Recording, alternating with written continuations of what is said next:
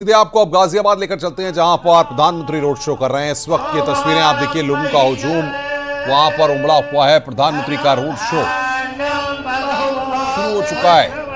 करीब 2 किलोमीटर तक road show ये होगा और ये तस्वीरें इस वक्त आपकी स्क्रीन पर उत्तर प्रदेश के मुख्यमंत्री योगी आदित्यनाथ भी उनके साथ यहां पर मौजूद। 2 किलोमीटर का ये रोड शो गाजियाबाद में पीएम मोदी का रोड शो। ये तस्वीर इस वक्त हम आपको दिखा रहे हैं।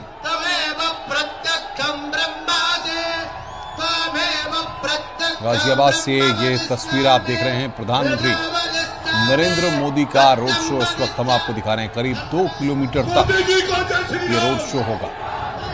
मोदी योगी जिंदाबाद, जिंदाबाद, मोदी जिंदाबाद, अब की बार 400 पार। रंगारंग कार्यक्रमों की प्रस्तुति भी यहां पर कलाकार करते हुए पीएम मोदी का ये विजय अभियान और रोड शो यहां पर तमाम अलग अलग इलाकों से रोड शो का रूट भी हम आपको आपकी स्क्रीन पर दिखा रहे हैं। किन किन एरिया से होकर ये रोड शो लगातार आगे बढ़ता हुआ कालकागढ़ी चौक पर वहां पर संबोधित भी करेंगे। और तमाम हमारे संवाददाता लगातार हमारे साथ बने हुए हैं, जिनसे हम अपडेट भी लेंगे कि आखिर ये रोड शो किन किन इलाकों से होकर गुजर रहा है। लेकिन जो रूट है वो हम आपको बता रहे हैं कि रोड शो का रूट क्या है। मालीवाड़ा ये रूट है रोड शो का। कालकागढ़ी चौक, तुराब नगर, गांधीनगर कट, अनाज मंडी, चौधरी मोड़ और अमित राणा बातचीत करने के लिए हमारे संवाददाता गाजियाबाद से हमारे साथ जुड़ गए हैं फोन लाइन पर। अमित, तो ये तस्वीरें आप देख रहे हैं गाजियाबाद से, जहां प्रधानमंत्री नरेंद्र मोदी एक रोड शो में हिस्सा ले रहे हैं। कितना बड़ा किस तरह से ये रोड शो है आज? जी बिल्कुल, आपको बताना चाहूंगा बेहद खास ये आज का दिन बन जाता है, क्योंकि पश्चिम उत्तर प्रदेश को साधते हुए गाजियाबाद में भी आज प्रधानमंत्री नरेंद्र मोदी की एक रथ यात्रा है, जो कि मालीवाड़ा से शुरू होकर और चौधरी मोड़ तक जाने वाली है। जिसकी दूरी तकरीबन 1.5 से 2 किलोमीटर है। बहुत बेसब्री से लाखों की तादाद में लोग यहाँ एंजॉय कर रहे थे और जैसे ही उनके प्रिय नेता और प्रदेश के प्रधानमंत्री यहाँ पहुंचे, उनका फूल बरसा का स्वागत किया जा रहा है। जगह जगह ढोल नगाड़े बज रहे हैं और आप देख सकते हैं कि किस तरह का माहौल यहाँ बना हुआ है। चाहे महिला हो, चाहे पुरुष हो, चाहे बुजुर्ग हो, चाहे जवान हो, चाहे छोटे छोटे बच्चे हो, सभी की जुबान पे सिर्फ और सिर्फ एक ही नाम है, मोदी मोदी मोदी और मोदी। और सबसे बड़ी चीज ये है कि इस दौरान 31 ऐसे बॉक्स बनाए गए हैं, जिनमें कि लोगों को कम से कम 2000 लोगों को एक साथ खड़ा किया जा रहा है। और वहीं पे एक स्टेज बनी है। उस स्टेज के ऊपर जो अलग अलग कल्चर के जो अलग अलग प्रदेशों में प्रांतों की जो चीजें मानी जाती हैं, वहाँ के लोक नृत्य जो हैं वहाँ ही की ड्रेस पहनकर महिलाएं और लड़कियां कर रही हैं। एक भव्य आयोजन यहाँ किया गया है और जो सूरत है देखते ही बनती है। अमित, ये संबोधन आज प्रधानमंत्री का वहां पर होगा, तो कहां पर संबोधन होगा? रोड शो के खत्म होने के बाद ये संबोधन होगा? देखिए, जो ये इनकी यात्रा शुरू हुई है, इस यात्रा के बीच में एक पड़ाव पड़ता है कालकागढ़ी चौक। वहां पर 30 बाई 30 का एक मंच बेशक बनाया गया है और इस बात की आशंका जताई जा रही है कि संभवतः प्रधानमंत्री नरेंद्र मोदी यहाँ से लोगों को संबोधित कर सकते हैं। वहीं दूसरी ओर जहाँ ये अगर वहाँ नहीं होता है, तो जहाँ ये खत्म होना है प्रोग्राम, वहां पर जो कुछ फूल वालों की दुकानें हैं, शायद उनसे बात करें, उनसे मुलाकात करें, वहां से उनका फिर प्रोग्राम समाप्त की ओर चला जाएगा। तो कितना वक्त माना जा सकता है कि इस पूरे रोड शो को वहां पर लगेगा और कब तक ये रोड शो इस तरीके से चलेगा?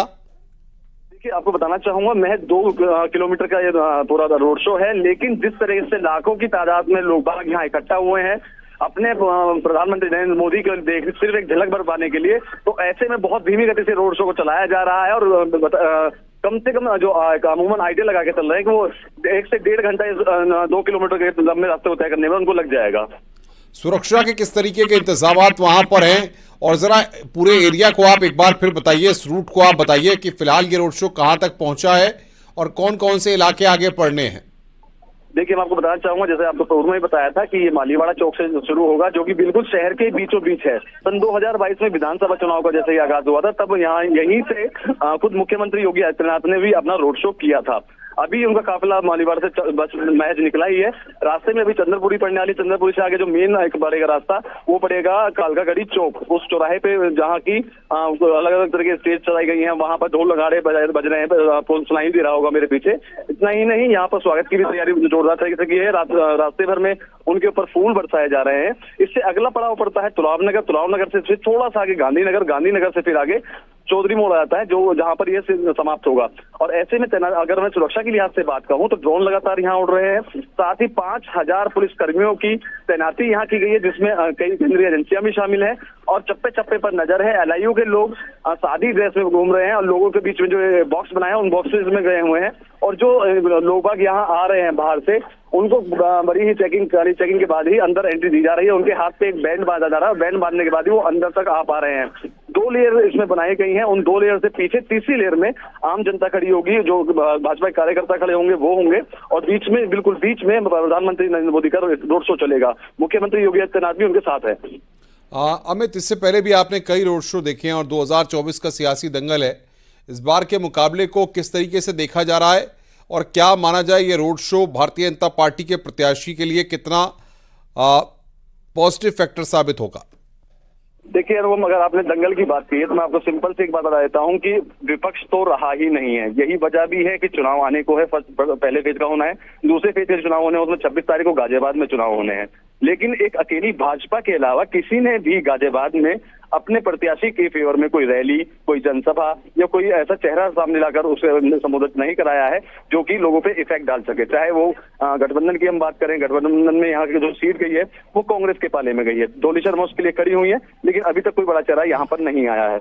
बात की जाए बसपा की तो बसपा एक बार पहले ही अपना कैंडिडेट का नाम चेंज कर चुकी है, दूसरे कैंडिडेट को सामने लेके आई थी, लेकिन अभी तक कोई भी इनका कोई चेहरा ऐसा सामने नहीं आया है। हालांकि कयास इस बात का लगाया जाएगा कि आगामी 21 तारीख को मायावती यहाँ संभावित दौरे पे आ सकती है, संभावित उनकी जनसभा एक हो सकती है।